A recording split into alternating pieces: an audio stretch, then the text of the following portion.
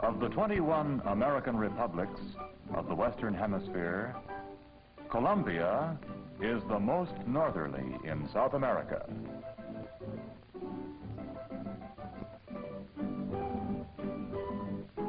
Inland from both the Caribbean Sea and the Pacific Ocean is Bogotá, the capital of Colombia. It is situated on a plateau on the eastern branch of the Andes Mountains at an elevation of 8,600 feet above sea level. This South American metropolis spreads out on the flat plateau at the base of mountains, which rise abruptly along one side of the city. Visible from any part of Bogotá, the mountains are a constant background for life in the sky-high capital of Colombia.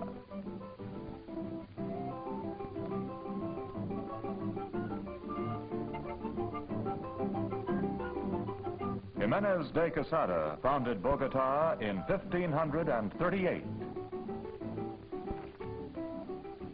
At first, it was a village of 12 rude huts.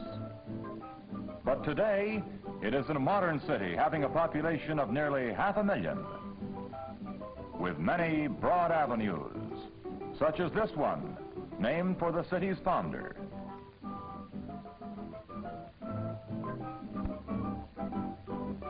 Early settlers brought with them priceless treasures, which reflected Spanish culture and customs. Viceroys came from Spain to govern the colony, and colonial buildings with garden patios hemmed in by tile roofs gave beauty to the city, which was so far away from Mother Spain. The roof tiles were made by hand, for it was soon discovered that the native clay of the high plateau was of excellent quality for making tiles.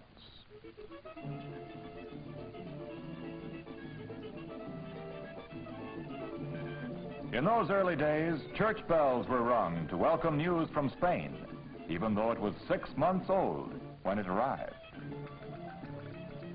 Then, as a result of a war of independence, Spanish control was overthrown, and Colombia became a republic, with Bogotá the capital.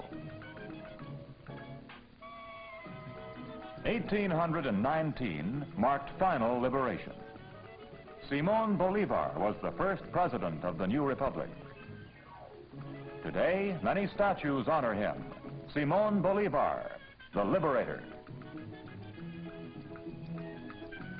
Facing on Bogotá's central square, called the Plaza Bolívar, is the impressive national capitol. Truly, the heart of this city of government. Nearly a century and a half ago, Bogotá received the title Athens of South America. Today, its ancient streets are still a great open forum in which citizens meet in small groups to discuss questions of interest. The people always dress in the same type of clothes, for there's little contrast of seasons.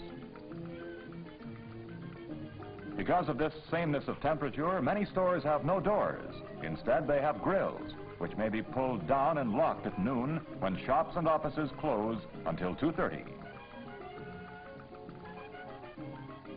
This gives Bogotanos time to go home to distant suburbs by private car or by streetcar for lunch with their families.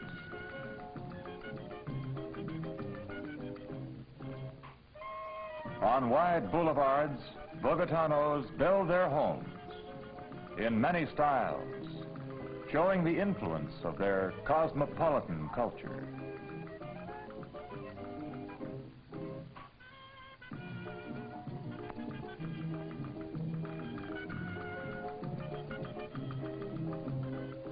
Children are warmly dressed to offset the chill of Bogotá's elevation of 8,600 feet.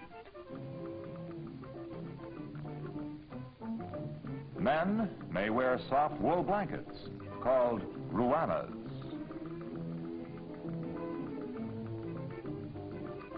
But this picturesque custom is rapidly disappearing. Cafe in Bogotá means a coffee house. In any of dozens of these coffee shops, men meet and talk over a small cup of black coffee.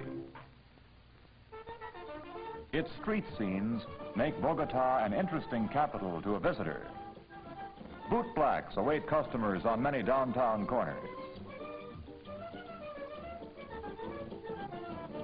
A half orange is used as a cleaner. Lottery ticket sellers are everywhere, promising rich rewards. Two-wheeled carts are very efficient in the narrow streets.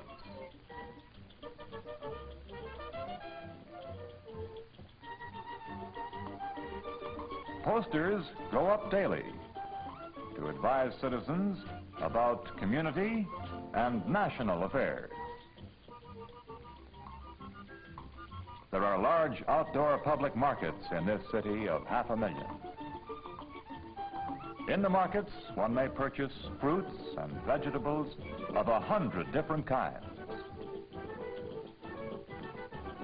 Delicious fruits, familiar and unfamiliar, are available.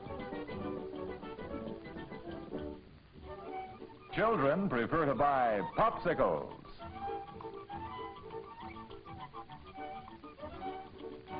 Flowers are for sale in scores of shops along the street.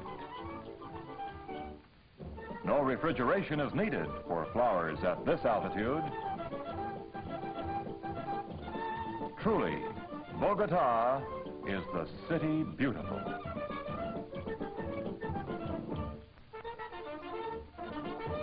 Schoolboys that play in their school patio love and honor the memory of President Santander, father of Colombian education. Bogotá's oldest school was founded more than 300 years ago. As of old, students walk while they study. The National University has a new campus of modern dormitories, classrooms, and laboratories. Laboratories bring new riches to an already abundant inheritance.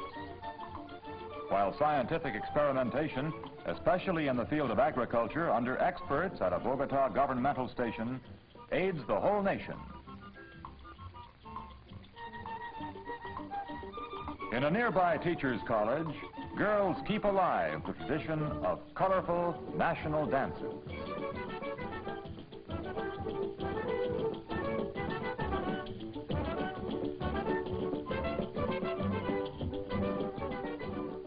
The National Library is next door to one of Bogotá's splendid parks.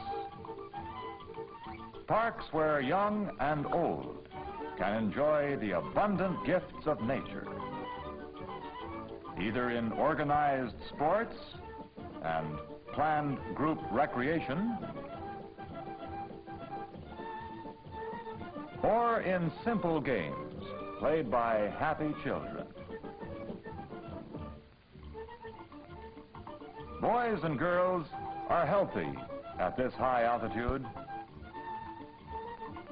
and their parents and their government are preparing them to carry on Bogotá's tradition of artistic living and democratic action. It is little wonder that the 500,000 Bogotanos take pride in their mountain metropolis.